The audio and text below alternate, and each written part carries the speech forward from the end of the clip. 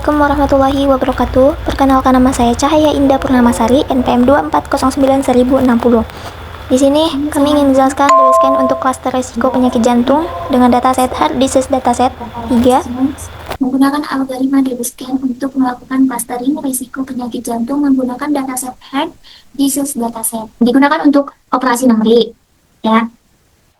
Nah, Pandas untuk mengolah data tabel, Matplotlib visualisasi grafik, dan Joblib menyimpan model matching learning.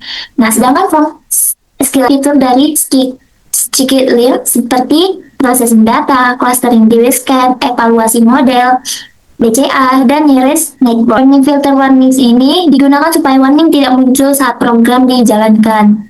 Proses PA data menentukan nama file dataset yang digunakan dan kolom berisi nama kolom dataset seperti umur, tekanan darah, kolesterol, detak jantung, dan lain-lain. Konfigurasi data. Nah, dataset file proses PA data. Nah, ini menentukan nama file dataset yang digunakan. Seperti kolom ini itu berisi nama kolom dataset seperti umur, tekanan darah, kolesterol, detak jantung, dan lain-lain.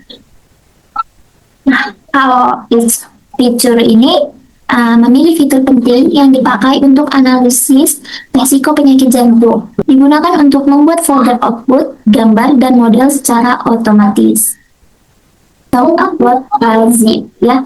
Fungsi ini yang pertama ada dev in or upload zip, ya. Fungsi ini digunakan untuk mencari file zip dataset atau meminta upload jika file belum ada di Google Colab. If OSPET exists, file path ini mengecek apakah file tersedia from Google Colab import file. Nah, jika file belum ada, user diminta upload manual. Nah, yang keempat, baca dataset dari zip. Yang pertama, deploy dataset zip file. Fungsi ini membaca dataset dari file zip. Zip file is zip file zip-path, mengecek apakah file benar-benar zip valid. Nah, what zip valid, membuka isi file zip, pdread, df pdread csv, digunakan membaca dataset menjadi data frame Pandas. Dan NA values, tandanya ada dataset dianggap sebagai data kosong atau missing value. Nah, selanjutnya display data feed menampilkan 5 data pertama untuk memastikan dataset berhasil dibaca. Ini menggunakan algoritma scan.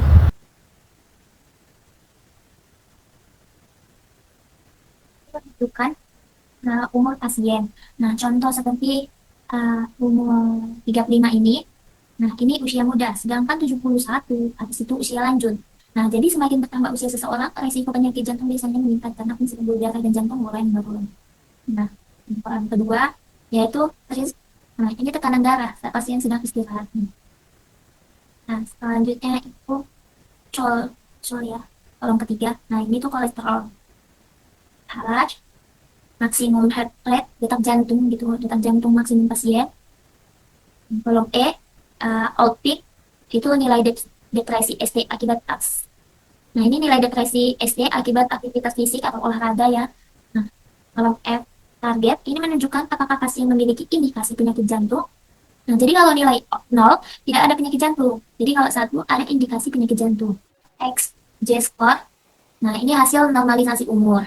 Nah, kalau ini rate J-score, hasil normalisasi tekanan darah. Nah, ini J-score, hasil normalisasi kolesterol. Sedangkan ini Z-score, hasil normalisasi detak jantung. Dan yang terakhir, outpeak Z-score, hasil normalisasi. Nah, set ini digunakan untuk menghitung jarak antar data pasien. Gitu. Nah, selanjutnya kita kasih juga median scan. Nah, ini rumus untuk menghitung jarak antar titik, ya. Oke, ada penjelasannya. Sekian dari saya. Wassalamualaikum. Assalamualaikum warahmatullahi wabarakatuh. Perkenalkan, nama saya Cindi Aura Pratiwi dengan NPM 2409043. Di sini saya akan melanjutkan penjelasan codingan dari 5 tentang judul dataset Heart Disease Dataset. Nah, di codingan nomor 5 ini ada validasi data. Nah, validasi data ini di sini kita memastikan integritas dataset sebelum diproses. Kode ini bertugas mengecek kelengkapan kolom, mengubah semua data fitur menjadi tipe numerik, dan memastikan kolom target num hanya berisi nilai valid 0 sampai 4 tanpa ada yang kosong. Kemudian, kita masuk ke nomor 6, yaitu pembersihan data. Fokus kita adalah menangani anomali. Kita membuat target binner baru. Contoh dari 0 untuk sehat, 1 untuk sakit jantung. Kemudian nilai 0 pada tekanan darah atau threshold TBVS ini dan kolesterol atau CHOL yang tidak logis secara medis kita ubah menjadi phishing value atau NAN, lalu merangkum total data kosong tersebut ke dalam file CSV.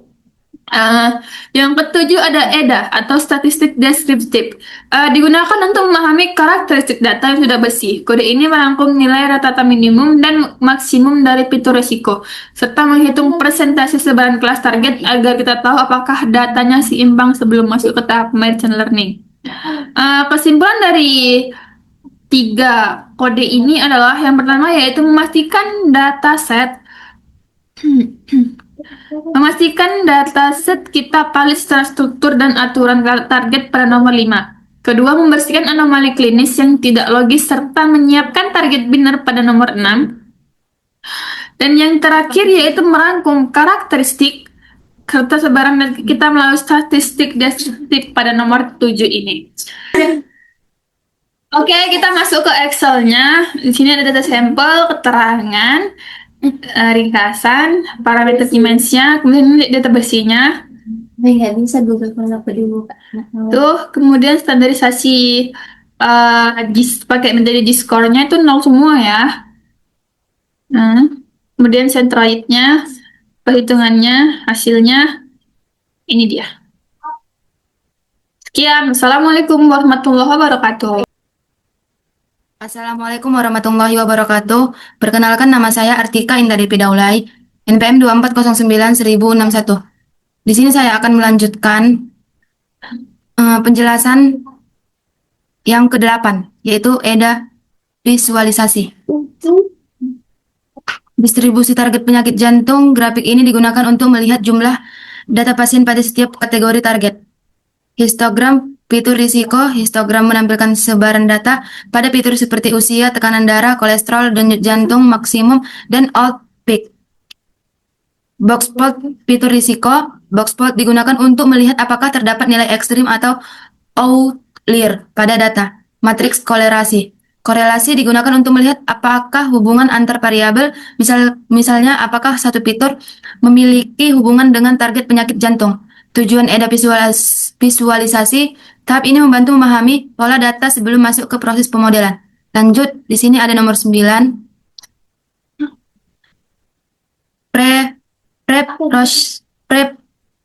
Pre-processing. Memilih fitur utama. Fitur yang digunakan adalah Age atau AG, terus TBPS, Cool, Talach, dan Alt Peak. Mengisi missing atau missing value. Nilai kosong diisi menggunakan median agar dapat tetap bisa diproses oleh model. Standarisasi data. Data distandarisasi menggunakan standar scalar agar semua fitur memiliki skala yang seimbang. Alasan standarisasi penting. DBSCAN atau DBSCAN menghitung jarak antar data. Jika skala tidak sama, fitur dengan nilai besar seperti kolesterol bisa terlalu dominan. Hasil processing. Setelah tahap ini, data sudah lebih bersih dan siap digunakan untuk clustering. Selanjutnya ada nomor 10. K-distance plot. Fungsi K-distance plot. Grafik ini digunakan untuk membantu penentuan atau menentukan nilai episode pada DBSCAN. Makna nilai episode adalah batas jarak maksimum agar titik data dianggap berada dalam satu area cluster. Makna min samples menunjukkan jumlah minimal titik data yang dibutuhkan untuk membentuk area cluster. Titik elbow pada grafik bagian grafik yang mulai melengkung dapat menjadi acuan awal untuk memilih nilai episode. Tujuan tahap ini membantu memilih parameter DBSCAN secara lebih objektif. Selanjutnya ada nomor 9, yaitu grid search DBSCAN. Menguji kombinasi parameter grid search digunakan untuk mencoba banyak kombinasi nilai EPS dan min samples. Melihat jumlah cluster, setiap kombinasi dicek apakah menghasilkan jumlah cluster yang layak. Melihat jumlah noise. Noise adalah data yang tidak masuk ke cluster manapun. Jumlah noise perlu diperhatikan agar hasil tidak terlalu banyak membuang data. Menggunakan Silhouette score. Silhouette score digunakan untuk menilai kualitas pemisahan antar cluster. Memilih parameter terbaik dipilih berdasarkan hasil evaluasi, lalu digunakan untuk training model final. Selanjutnya di sini ada tampilan Excel-nya. Ada data Keymes 30 sampel data. Setelah itu ada input Keymes. Lalu ringkasan sampel data Keymes. Dan terakhir ada keterangannya. Assalamualaikum warahmatullahi wabarakatuh. Perkenalkan, nama saya Jumase, MPM 2409036. Baiklah, saya di sini ingin melanjutkan penjelasan dari teman saya tadi. Yang ke-12, training model final. Pada bagian ini, algoritma di Basecamp dijelaskan menggunakan parameter terbaik seperti EPS dan min sampel. Data pasien dikelompokkan menjadi beberapa cluster dan noise. Setelah itu dihitung evaluasi model seperti jumlah cluster, jumlah noise, out dan skor dan ARI untuk mengetahui kualitas clusteringnya. Lalu yang selanjutnya, profil cluster. Itu bagian ini digunakan untuk melihat karakteristik setiap cluster. Program ini menghitung rata-rata usia, tekanan,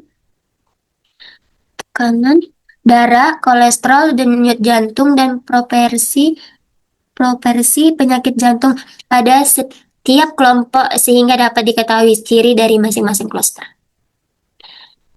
Yang ke-14, visualisasi cluster dengan PCA.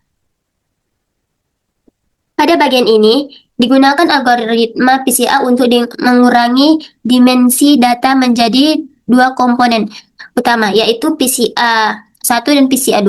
Hasil PCA digunakan untuk menampilkan visualisasi cluster division dalam bentuk grafik dua dimensi agar penyebaran data lebih mudah dipahami.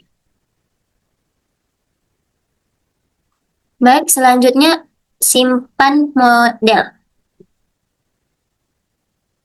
Bagian ini digunakan untuk menyimpan model di Basecamp berserta scalar, inputter, parameter terbaik, hasil evaluasi, dan ringkasan cluster menggunakan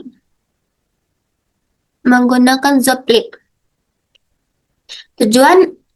Tujuannya agar model bisa digunakan kembali tanpa melakukan training ulang. Ini 30 sampel algoritma PCA. PCA ini digunakan untuk menyederhanakan data pasien seperti usia, tekanan darah, kolesterol, dan detak jantung menjadi dua komponen utama, yaitu PCA 1, PCA 2. Hasil ini membantu memudahkan analisis visualisasi data sehingga pola data dan penyakit lebih mudah dipahami. Sampai sinilah yang dapat saya sampaikan. Selebihnya akan disampaikan oleh teman saya.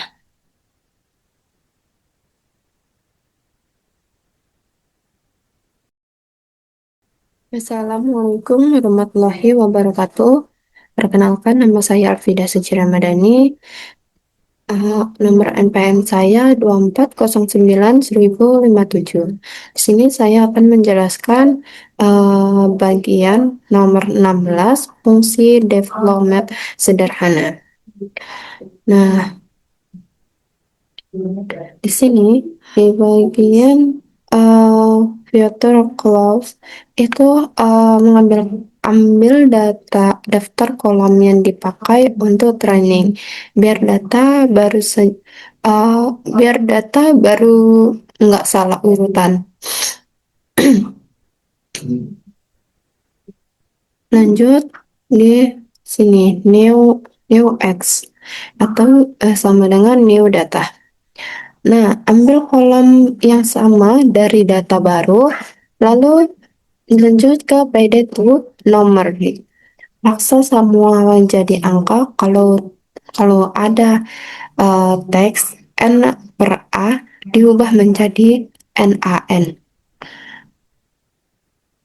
new X log itu di base scan kamu dianggap nilai 0 di kolom tertentu sama dengan itu missing, jadi diubah dulu ke NaN. Input inputter load ini isi NaN-nya pakai rata-rata atau median. Dari data training, penting pakai inputter lama dan jangan feed ulang. Scalar loading ini, scalar pakai mean dan std ini dari data training biar skalanya sama. Lanjut, DB scan, ambil garis garis sampelnya, titik pusat setiap klusternya dari model DBS scan. Dari core sampel yang paling dekat ditambah hitungan jaraknya. Kalau jaraknya masih dalam radius, UPS masuk ke schooler itu kalau lebih jauh label negatif 1 sama dengan news. Nah, DB scan DB scan ini nggak bisa diprediksi langsung, jadi data baru kita bandingkan jaraknya ke core sampel. Kalau masih dalam radius EPS, dia ikut scalar itu. Kalau kejauhan dia dianggap nils. Lanjut, kita nomor 17. Uji deployment dengan 5 data sederhana. Nah, deployment load itu mulai ulang model, ditambah inputter, ditambah scalar yang sudah disimpan. Nah, tes kasus ini bikin 5 data pasien dummy untuk mengetesnya. Asihkan di DLBS scan, jalankan fungsinya tadi. Lalu to to CSV di bagian ini to CSV. Nah, itu simpanan hasil biar ada bukti outputnya. Jadi, setelah model disimpan, kita tes pakai 5 data baru. Hasilnya, setiap data masuk cluster berapa dan seberapa dekat dengan pusat clusternya.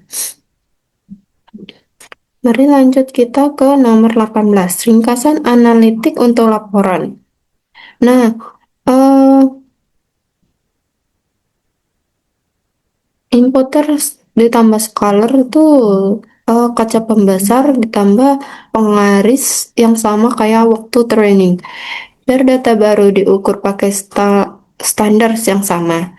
Lalu CPS ini radius pergaulan. Kalau data yang baru masih dekat sama gennya, lebih besar EPS atau dia diterima. Kalau kejauhan,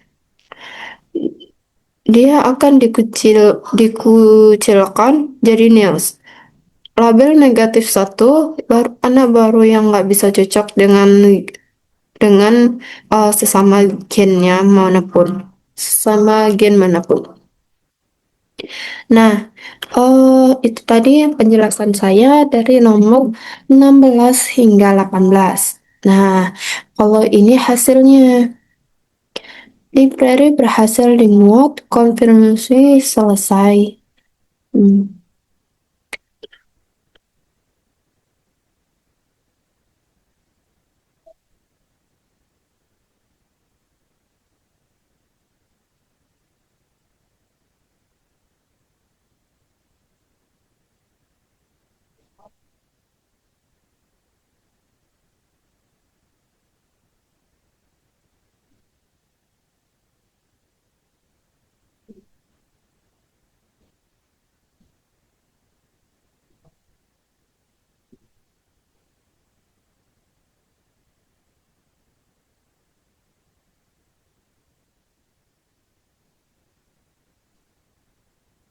Nah, ini adalah gambaran Excel-nya. Saya menggunakan DB Scan. Ini adalah angka-angkanya. Nih.